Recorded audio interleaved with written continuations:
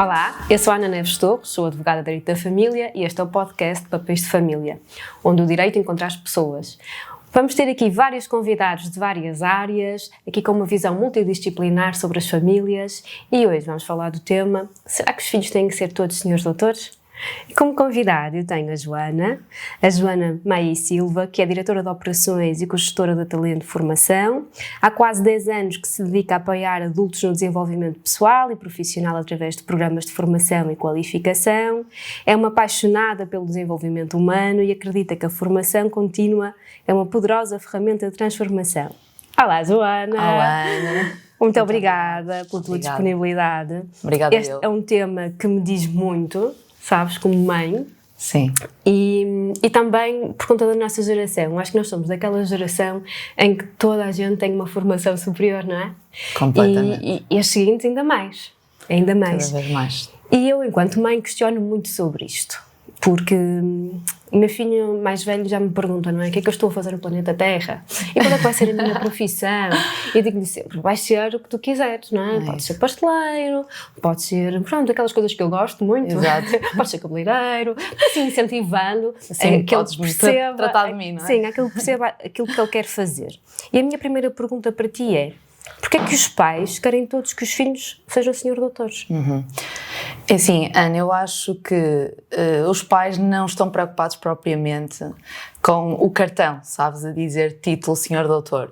Eu acho que quando os pais querem que os filhos sejam senhores doutores, estão a dizer aos filhos: eu não quero que te falte nada. Eu quero segurança para ti. Porque isto tem a ver com o contexto histórico das profissões também, não é? Se nós formos a ver há alguns anos atrás, quem era doutor, quem era médico, quem era advogado, era igual a estabilidade, estatuto, estabilidade financeira, segurança financeira, e hoje em dia isso é uma falsa questão, não é? Portanto, não é o significado, ser doutor não significa automaticamente que nós tenhamos mais estabilidade financeira, tenhamos uma vida mais feliz, porque há muitos senhores doutores que não são felizes, não é? Portanto, eu acredito que os pais, quando querem que os filhos sejam senhores doutores, querem a segurança para os filhos. É com boa intenção, mas isso é uma falsa questão. É uma ilusão, não é? É uma ilusão, É uma sem ilusão. dúvida. E acredito que na Talentos encontras muitas pessoas um bocadinho perdidas e se calhar até suportadas pelos pais, não é? Que os pais vão assim orientando e eles até querem ir por uma via mais...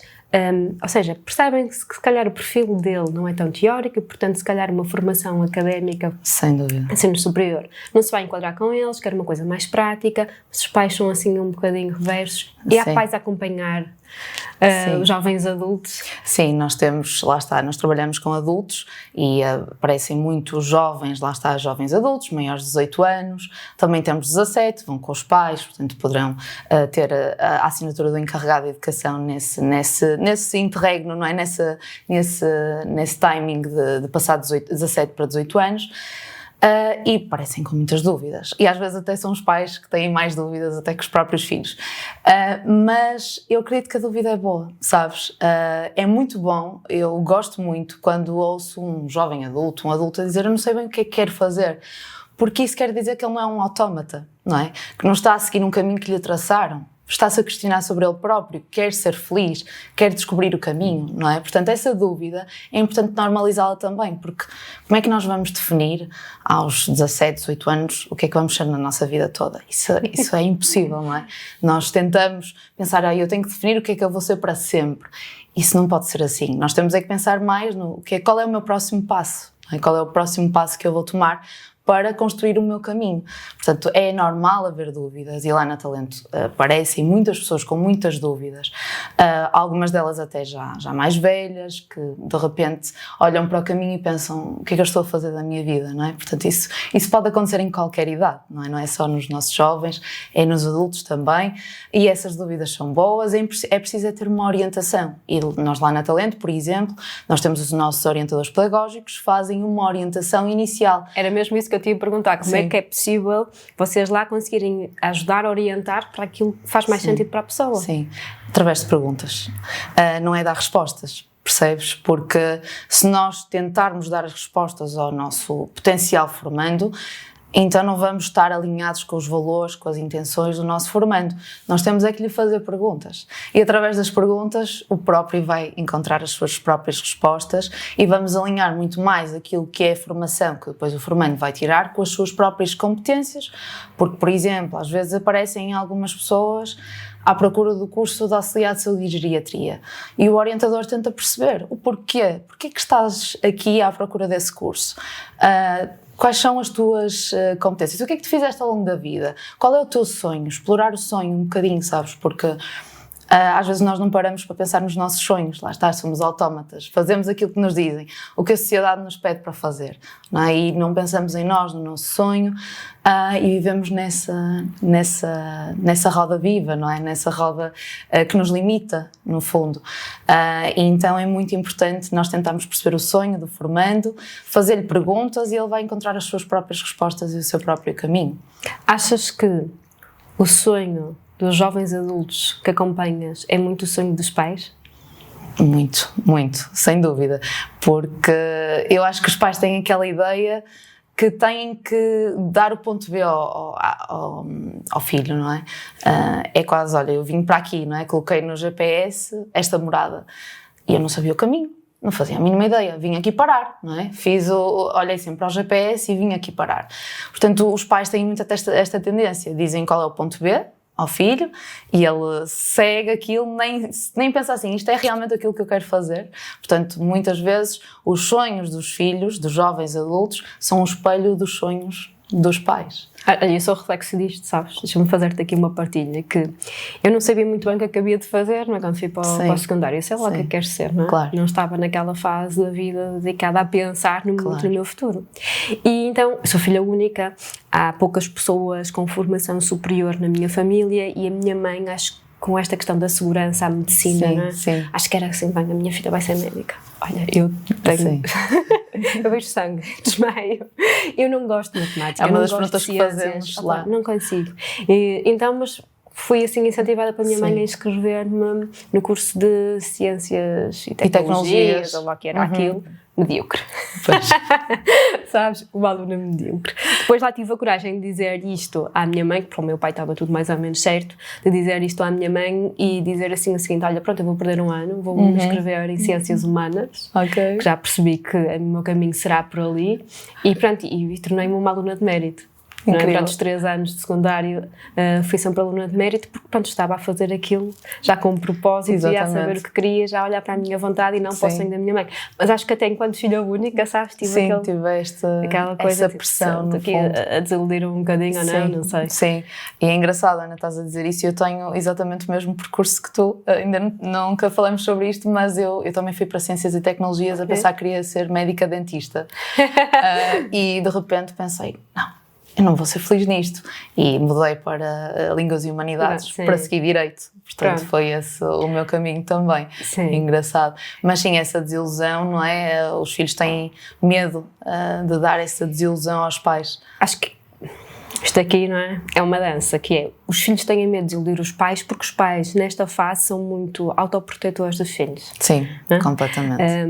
E então, os filhos, claro que são infantis, aos 18 anos, como é que não podem ser, se nós pais não lhes damos autonomia para eles poderem experimentar e errar. Espírito temos crítico. tanto medo, não é? Que eles façam asneiras que tentamos controlar tudo enquanto pais e depois criamos jovens adultos e crianças felizes. Sim, eu acho que partilhamos as duas esta perspectiva de que é muito importante o conhecimento interno, saber o que é que eu autoconhecimento, o que é que eu sou, o que é que eu quero, para depois seguir o meu caminho.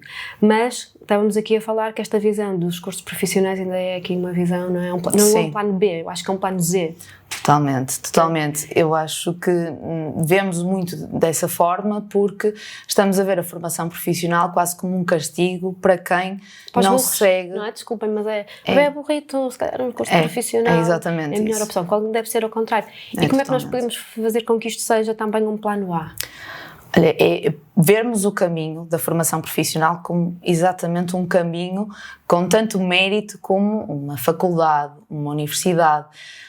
Porque temos que olhar mais para aquilo que aquele curso nos vai trazer, se está alinhado com aquilo que são as nossas competências. Lá está o tal autoconhecimento, não é, que é muito importante. A sociedade diz-nos que tens que ir para a escola secundária, não é, fazer o secundário e ir para a faculdade. Mas não tem que ser assim. Não tirando o mérito da faculdade, que é super importante, sem dúvida é um caminho, mas a formação profissional também é um caminho igualmente válido. E a formação profissional tem uma coisa muito interessante. Eu falo disto tendo em conta que, não é, tenho talento e estamos no mercado e conheço também o mercado concorrencial, e nós estamos muito ligados ao mercado de trabalho. A formação profissional está muito preocupada com o que o mercado de trabalho precisa. E se nós repararmos, na faculdade não existe tanto este alinhamento. Os cursos universitários estão muito cheios de gorduras, não é? Nem direito, história do direito. Portanto, nós damos toda essa densidade mais teórica, que depois, na prática, não é muito importante. Não estou a tirar o mérito disso, sem dúvida que tem mérito, mas nos cursos profissionais as gorduras são cortadas e as pessoas são preparadas para o mercado de trabalho logo, ou seja, têm aquele curso de 1 ano, por exemplo, e vão para o mercado de trabalho preparadas para o mercado, porque as formações profissionais adaptam-se muito àquilo que o mercado precisa, nomeadamente, por exemplo, na área das competências sociais e emocionais. Nós, na Talento, além de desenvolvermos as competências técnicas do saber e do saber fazer, nós também criamos um curso de raiz, até com Paulo Moreira, não sei se conheces, que é um psicólogo bastante conceituado, autor de 2 best-sellers em Portugal. Nós fizemos um curso com ele de competências sociais e emocionais, e nós oferecemos a todos os nossos formandos que fazem os cursos profissionais connosco, nós oferecemos esse curso para eles trabalharem essa área também, que é muito importante, não é? O mercado, isto não é uma questão de ser glamouroso, não é? Fala-se muito da inteligência emocional, mas a verdade é que ela é efetivamente muito importante. O mercado de trabalho valoriza muito mais a tua atitude do que propriamente o teu título. Se tu és um engenheiro, tu até podes ser um engenheiro, mas depois não teres atitude para estás a trabalhar naquela empresa, não é? Não conseguires, no fundo, mediar um conflito com o cliente, entre a equipa, entre colegas. Nós, no nosso local de trabalho, a pessoa que mais nos marca não é aquela que é incrível a fazer um Excel, não é? Por norma é aquela pessoa que nos recebe com um sorriso, que consegue, lá estar, a gerir um conflito. São essas pessoas. Portanto, é muito importante trabalharmos estas competências sociais e emocionais, que os senhores doutores nas faculdades não trabalham isso nas faculdades, não é? As faculdades na nossa. Não me lembro de termos trabalhado isto na nossa faculdade, senão depois nos grupos académicos que nos ajudam a trabalhar isso. Essa faculdade ainda é um bocadinho fechada e tradicional. Exatamente. Não é? Estão e muito focadas no teórico. Tivemos que procurar fora, porque percebemos sozinhas, não é? É isso. Que saber só de direito não chega. Não chega de portanto, todo. tivemos que nos formar e procurar outro tipo de formação fora. Sem dúvida. Deixa-me aqui fazer-te aqui, já que estamos a falar aqui destes paralelismos entre a faculdade e o ensino profissional, achas que há talentos aqui invisíveis que não estão valorizados porque não dão estatuto? Completamente. Nós somos tão preconceituosos, não é? Temos uma sociedade tão preconceituosa. Nós dizemos, respeitamos todos e são todos iguais, mas a verdade é que o ser humano é assim. E a verdade é que não são só importantes aqueles que estão na fotografia, não é? Ou aqueles que estão no palco e que nós aplaudimos, não são mais importantes esses do que os que estão no background, não é? Podemos usar, por exemplo, o exemplo do cinema. Nós vemos um filme, vemos os atores, falamos dos atores maravilhas, do realizador, mas esses são mais importantes do que, por exemplo, as pessoas que estão a maquilhar ou a dar uma água a um ator, a alimentar um ator. Não é uma questão de importância, quem é que tem mais estatuto ou menos estatuto, é uma questão realmente de competência. E, por exemplo, na vertente da Talento, o auxiliar de saúde e geriatria, por exemplo, nós temos esse curso, temos o curso também, por exemplo, de assistente de contabilidade, fiscalidade e gestão administrativa. O médico, por exemplo, no âmbito do auxiliar de saúde, é mais importante que um auxiliar de saúde, ou um enfermeiro é mais importante que um auxiliar de saúde. Um enfermeiro deu a injeção, por exemplo. Um auxiliar de saúde teve que ajudar na limpeza, teve que ajudar o doente a sair da cama com um sorriso. O enfermeiro é mais importante. Também não é menos importante, entendes? Não é uma questão de estatuto, não é uma questão de importância, ou mais ou menos. É uma questão realmente de o que é que aquela pessoa está a acrescentar. Eu acho que é um bolo, não é? É isso. E tudo funciona melhor quando este bolo está todo equilibrado. É e isso. não estamos assim, É um isso. aqui, outro aqui, outro ali. Todos somos importantes para dar. É isso. E eu acho que nós, enquanto consumidores, eu falo muito disto, desta experiência. Eu, quando vou a um sítio, vou sempre ali na perspectiva de consumidora, mas gosto muito de analisar e de olhar para as coisas. E eu ontem fui a uma clínica, então, não é, fui recebida por uma recepcionista e disse assim, esta miúda, eu venho cá só por causa dela. Pois. A simpatia dela, a atenção, a gentileza, o pormenor, o cuidado, sabes, no atendimento, que eu disse, opa, ela está muito bem formada. Já fiquei à vontade de voltar lá, só pela forma como eu fui recebida. Depois, quando a médica me chamou, já foi numa perspectiva mais, sabes, do rápido, porque tenho muitas consultas para dar, não posso dar a atenção tão que eu gostava. E eu senti bem. Esta médica precisa ter uma formação com aquela recepcionista, porque ela sabe atender, ela sabe a pessoa sentir-se em casa aqui. E quando nós procuramos, eu acho que nós hoje em dia, como consumidores, cada vez procuramos mais serviços de proximidade, personalizados, para nos fazermos sentir, se calhar, um bocadinho mais especiais e com atenção, neste mundo acelerado, que a atenção está um bocado dispersada, e procuramos nos serviços que procuramos isso e às vezes eu acho que os empregadores e os gestores esquecem-se da importância que é investir nestas pessoas que fazem a ponte, que fazem o elo para que tudo funcione bem. Estavas a falar desta área da medicina e eu pensei logo ontem na miúda, é um excelente exemplo, é isso. Jovem, mas ela atendeu-me com uma simplicidade, mas uma proximidade, atenta ao detalhe, uma coisa que eu disse, bem, tenho uma ótima formação, se calhar foi de talentos, não sei. Se calhar foi. Mas lá está, é uma questão de atitude, estás a ver? Ou seja, os pais, em vez de estarem a preocupar com o título que o jovem, o filho vai ter, preocuparem-se mais que tipo de pessoa é que o meu filho se está a tornar, não é? Que tipo de pessoa... isto tem muito a ver, lá está, com as competências, com o autoconhecimento, com as competências sociais e emocionais, com esta tal atitude que tu sentiste na recepcionista, não é? E que a médica, por exemplo, já não tinha, e a médica era uma doutora, não é? Portanto, não é isso que faz a diferença. Eu costumo muito dizer aos meus filhos que podem ser o que quiseres, têm que ser bons. É isso. As profissões são todas para servir o outro. Este é o fundo das profissões, não é? Nós estamos sempre a servir o outro. Claro que com isso também temos muitas coisas nossas que estão por trás, mas o objetivo final é servir o outro, portanto temos que servir bem. É isso. Que o outro tenha uma boa experiência. É isso, deixarmos a nossa marca, não é? O nosso bom cheiro, no fundo, não é? E acho muito giro que este teu trabalho de mostrar que há muitas formas de o fazer. Sem dúvida. Não tem que ser só por esta questão do senhor doutor. E agora aqui uma questão para ti, que é: achas que há muitas profissões invisíveis hoje que podem vir a ser, assim, profissões estrelas no futuro? Sim, completamente. Repara, tantas profissões estrelas hoje que eram invisíveis, não é, há uns anos atrás.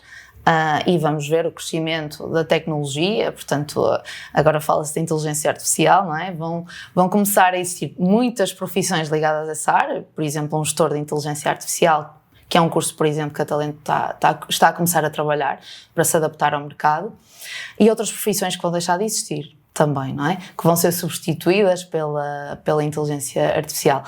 E nós vamos viver aqui um contraciclo, no fundo, não é? Aquelas profissões que eram as profissões invisíveis, podemos falar, por exemplo, de um serralheiro, de um canalizador, não é? Que nós temos a tendência para discriminar. Vão ser profissões estrelas no futuro, porque essas profissões dificilmente a inteligência artificial vai substituir. É possível até, é possível, ao caminho que isto anda, é possível, mas dificilmente vão substituir. Portanto, esse lado que ninguém nos substitui, não é? Eu, no outro dia, vi uma frase sobre a inteligência artificial que ela não vem para nos substituir, vem nos dar tempo para fazer aquilo que só nós, humanos, conseguimos fazer. Vem-nos permitir ser mais humanos. É isso, ou seja, é exatamente isso. É nesse ponto, neste crescimento da inteligência artificial, que nós temos que ser mais humanos, e essas profissões mais humanas vão ter mais impacto. Até, por exemplo, tendo em conta o contexto da sociedade em Portugal, profissões ligadas aos idosos. a parte da geriatria, como te estava a falar, porque a natalidade não tende a aumentar. Portanto, vai também existir esse contraciclo de profissões mais ligadas aos idosos, à saúde mental, portanto já há estudos sobre isso, de que profissões ligadas à saúde mental vão ser essenciais, porque vemos um decréscimo muito grande na saúde mental das pessoas, tendo em conta este aceleramento, não é? Como tu falavas, nós andamos tão acelerados, que a saúde mental vai ser cada vez mais importante e vão-se criar novas profissões nessa área também. Portanto, há muitas profissões hoje que não são tão estrela e que vão ser estrela amanhã, nomeadamente estas áreas mais discriminadas, áreas manuais, sabes? Por exemplo, eu tenho um exemplo muito engraçado. Na área dos vinhos, nós temos um curso na área dos vinhos e no outro dia um parceiro estava a falar comigo e disse-me, olha, Joana, nós estamos sedentos de arranjar tanoeiros, que são aquelas pessoas que fazem as barricas, e eles estão dispostos a pagar salários enormíssimos, ok? Mais do que ao enólogo, estão dispostos a pagar mais ao tanoeiro do que ao engenheiro, ao enólogo na empresa, ou seja, estas profissões estão a desaparecer. Portanto, tem que existir um contraciclo. Quem se quiser distinguir no mercado, quem quiser ser milionário amanhã, vá para tanoeiro, vá para serralheiro, vá para eletricista, porque essas profissões vão ser lacunas no futuro, e quem se destacar nessas profissões e quem for um bom serralheiro, por exemplo, e tiver atitude, chegar bem arranjado, aciado, tudo isso, vai se destacar e vai ter muita qualidade de vida, sem dúvida. Boa. Olha, gostava aqui que partilhasses connosco um exemplo, assim, alguma coisa que tenha marcado, algum aluno que tenha marcado, tenha chegado um bocadinho perdido, se calhar até por esta questão dos pais, esta questão o ensino profissional é para mim ou não, ou noutro exemplo qualquer e que saiu e hoje em dia tem imenso sucesso e se sinta realizado, porque Sim. Eu sei que a Talentos tem aqui uma política de muita proximidade com os alunos Sim. E quer acompanhar e quer efetivamente fazer a diferença, e portanto acredito que tu vás acompanhando alguns depois das formações, e há algum Sim. assim aluno estrela que tu queiras aqui partilhar assim algum exemplo? É difícil, eu sou-te sincera, é mesmo difícil nomear um, porque nós temos até uma política na empresa de irmos partilhando todas as semanas testemunhos de formandos.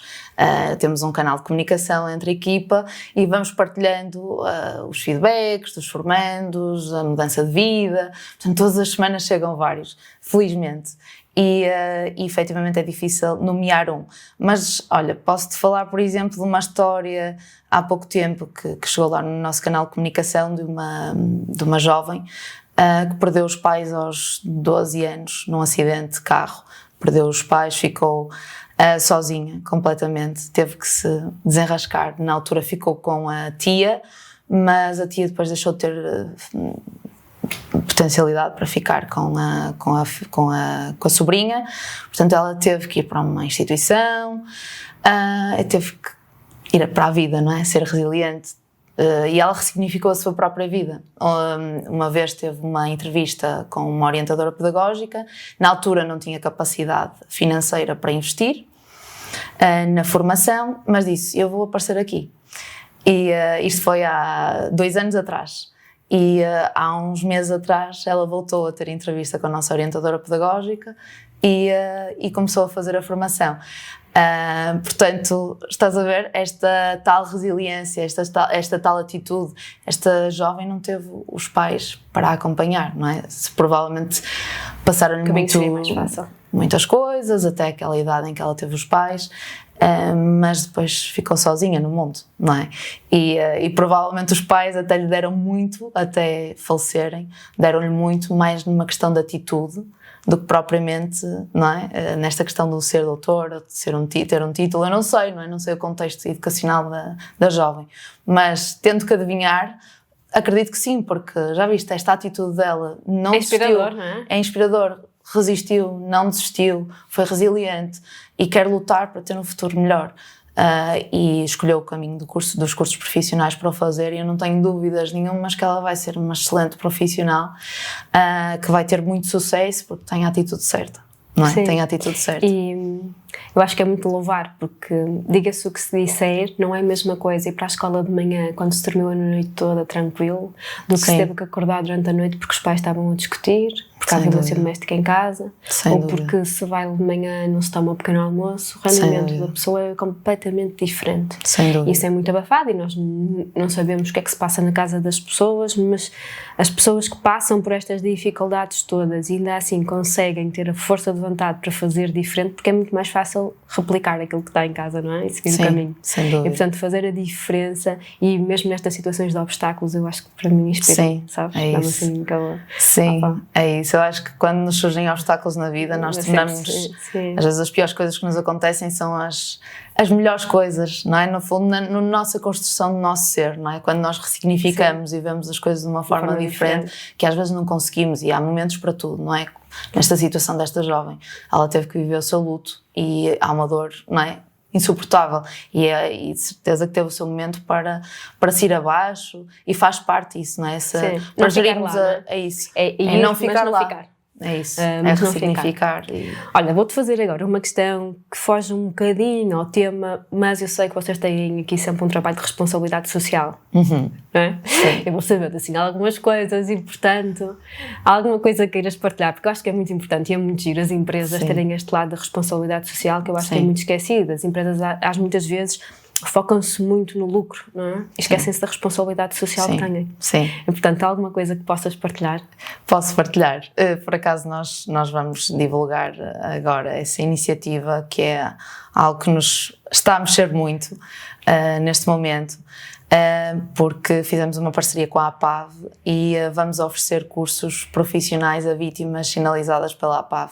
Vamos ter uma vaga por turma e, portanto, vamos ajudar estas pessoas, lá está, através da formação profissional, a poderem recomeçar a sua vida, não é? Porque tu sabes perfeitamente que existe muitos tipos de violência, não é?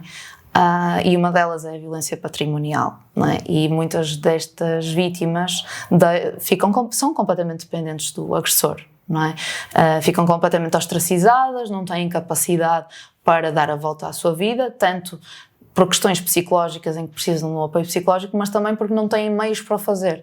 E a formação é um meio para poder recomeçar a vida, para poder ter uma nova profissão, ou poder se inserir no mercado de trabalho, e sem meios financeiros as pessoas não podem fazer isso. Portanto, nós, Talento, quisemos dar um passo nesse sentido, ser aqui um meio para estas pessoas poderem recomeçar e renascer. Aí vamos oferecer formação profissional gratuita a estas pessoas. Aí estamos muito orgulhosos e ansiosos por ver o impacto. Também estou muito orgulhosa do projeto, porque eu acho que faz muita falta, sabes? Este lado social. E pronto, este ponto diz muito, não é? Porque eu acabo de trabalhar com muitas mulheres que estão numa situação de violência patrimonial e pronto, dá-me assim uma vontade de sorrir, sabes? Só de falar do assunto, porque acho que é muito importante para elas. E elas sentem-se perdidas e sentir aqui que existem mais opções e que é possível, acho que é fantástico da vossa parte. Parabéns por isso, Joana. Obrigada. Olha, e agora uma última pergunta que se faz a todos os convidados, que é: o que é para ti família? Família. É difícil, é um conceito que nós criamos, mas costuma-se dizer muito isto, mas eu não acho que seja um clichê. Acho que família é muito mais do que laços de sangue, não é? Família muitas vezes são pessoas que nós escolhemos à nossa volta, porque se nós dissermos que família é só laços de sangue, então famílias estruturadas estavam perdidas, não é? Esta jovem que te falei que não tem os pais estava perdida, provavelmente ela escolheu família, não é? Ela teve que escolher família. Família para mim são aquelas pessoas que nos aceitam como nós somos e que não tentam definir o nosso caminho com base nos seus próprios espelhos, não é? E que nos aceitam as nossas decisões, em que nós não precisamos ter máscaras, podemos ser só, não é? Ser só. E isso é família, essa rede de apoio, essas pessoas que querem que nós possamos crescer, não é? É muito bom quando nós não nos sentimos, lá está, ostracizados, não é? E às vezes há pessoas que nos querem abafar. A família deve nos querer ver crescer, não é dizer, olha, tens que ir para ali, para acolá. Não é, faz aquilo que te faz feliz, cresce na tua felicidade. E para mim isso é família, é esse lugar seguro em que nós podemos crescer, falhar, não é? Podemos falhar também, e que nos ajudam também a recomeçar, não é? Que nos ajudam a recomeçar. Olha, obrigada, Joana, por esta conversa tão boa. Obrigada. Que as nossas crianças sejam no futuro adultos, trabalhadores, felizes nas profissões que escolherem, sejam elas quais forem, portanto todas importantes e todas valem a pena. Sem dúvida, sem dúvida. Obrigada. Obrigada, Ana. Gostei muito. E nós voltamos a ver no próximo episódio. Sigam-nos nas redes sociais e partilhem este episódio com quem faça sentido. Obrigada.